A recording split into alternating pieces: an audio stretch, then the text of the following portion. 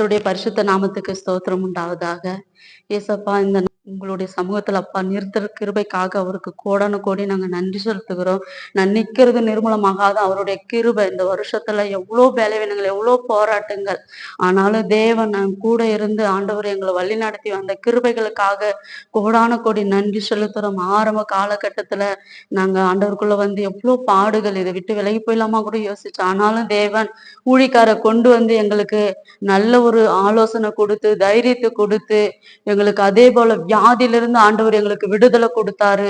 கோடான கோடி நன்றி. என்ன வியாதின்னா, எனக்கு பிக்ஸ் வியாதி. அடிக்கடி என்னால வேலைக்கு போக முடியாது. வேலைக்கு போற இடத்தெல்லாம் பிக்ஸ் வந்துடும். ஒரு மாதிரி பயத்தினால நான் கத்துவேன். பக்கத்துல மிஷின்ல தச்சுக்கிட்டே இருப்பேன். ஆனா கை உது வரைக்கும் ஒரு நாள் அந்த மிஷின்லக்குள்ள கை விட்டதில்லை. மிஷின்ல விழுந்து எனக்கு காயம் பட்டதே இல்லை. அவருடைய கிருபை தான். உண்மையிலுமே நான் நிக்கிறது நிர்மூலமாகாதது அவருடைய கிருபை. நான் அவருக்கு முன்பாக நிக்கிறேன்னா, உயிரோட நிக்கிறேன்னா தேவன் பார்த்துட்டு இருக்கிறாரு.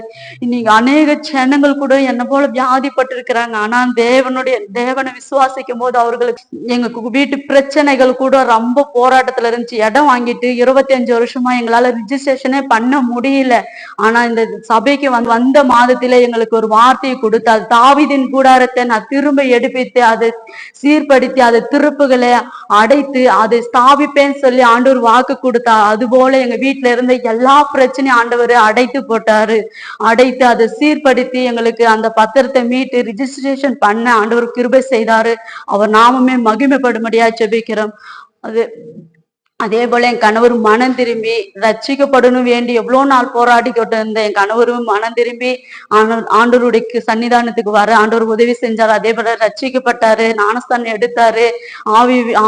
ஆவியானவரை விட்டு விலகி போக பார்த்தாரு. ஆனா தேவனுடைய கிருபை அவரை மறுபடியும் ஆண்டவர் தாவீதின் கூடாரத்தை நான் திரும்ப அடைப்பிப்பேன் சொன்ன மாதிரி அவரை கூட்டி இந்த கடைசி நாட்கள்ல எங்களை குடும்பமாய் வந்து தேவ ஆலயத்துல பிரவேசிக்க செய்த என் தேவனுக்கே கோடான கோடி நன்றி செலுத்தி இந்த சிறு சாட்சியை முடிச்சு கொள்கிறேன்.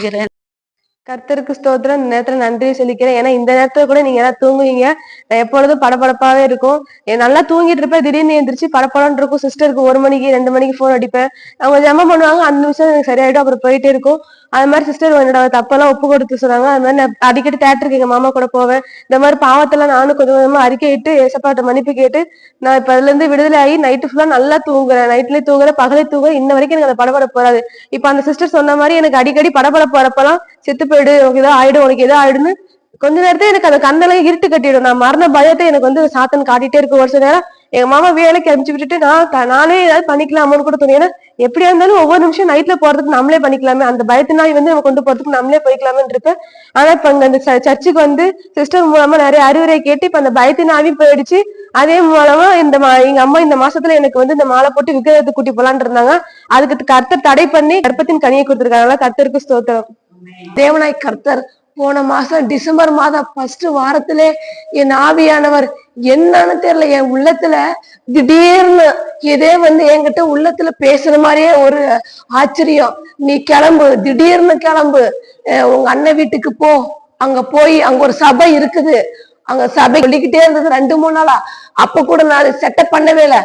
ஆனாலும் என்ன நான் எப்படி இங்க வந்தேன்னு தெரியல. ஆண்டுடைய சன்னதிக்கு எப்படி வந்தேன், எப்படி நான் அவருடைய பாதத்துக்கு வந்தேன்னு இன்னைய வரைக்கும் எனக்கு தெரியல. ஆனா கர்த்தர் தான் எனக்கு கூட்டு வந்தாரு. 4-5 வருஷமா எனக்கு சைனஸ் ப்ராப்ளம். மூக்கெல்லாம் ஒரே வேதனையா இருக்கும். அது சாப்பிட முடியாது. ஒரு கூலிங் பொருள் எதுவும் ஐஸ்கிரீமோ ஒரு தயிரோ ஒரு சில்லுன்னு ஒரு தண்ணியோ நார்மல் தண்ணியோ குடிக்க முடியாது. எவ்வளவு அவதிப்பட்டேன். கண்ணீர் வடிச்சு ஒரு நேரம் வந்து இதே உள்ளத்துல நீ செத்துரு, நீ இருக்கிறதே வேஸ்ட், நீ செத்துரு, இதனால சாப்பிட முடியலையா, இருக்க முடியாது. தண்ணி எனக்கு மூக்குல ஊத்திட்டே இருக்கும். ரொம்ப டஸ்ட் அலர்ஜியா இருக்கு வீட்டுல. ஆனாலும் என் தேவன் இந்த ஆலயத்துக்கு வந்த உடனே ஒரே மாசத்துல ஆண்டவர் எனக்கு விடுதலை நிறைய கொடுத்தாரு. நிறைய எனக்கு காரியங்களை எனக்கு நிறைய கத்து கொடுத்தாரு. எப்படி நடந்துக்கணும், எப்படி பேசணும், எப்படி நடந்துக்கணும், ட்ரெஸ் எப்படி பண்ணணும், எப்படி இருந்துக்கணும். ஆண்டவர் எனக்கு அம்மா மூலியமா ஐயன் மூலியமா நிறைய என்கிட்ட பேசிக்கிட்டே இருப்பாங்க. அப்பயே நான் கர்த்தர் எனக்கு பேசுறாரு, எனக்கு வந்து நிறைய உணர்த்துறாரு, நிறைய காரியத்தை நமக்கு வந்து வாய்க்க பண்றாரு. ஆனாலும் எனக்கு உள்ளத்துல நிறைய முன்னால சொல்லியிருக்கிறாரு, நீ இங்கதான் போகணும், வேற எங்கன்னா போனா நான் உன்னை விட மாட்டேன். என் தேவனை கர்த்தர் என் கூட இருக்கிறார்.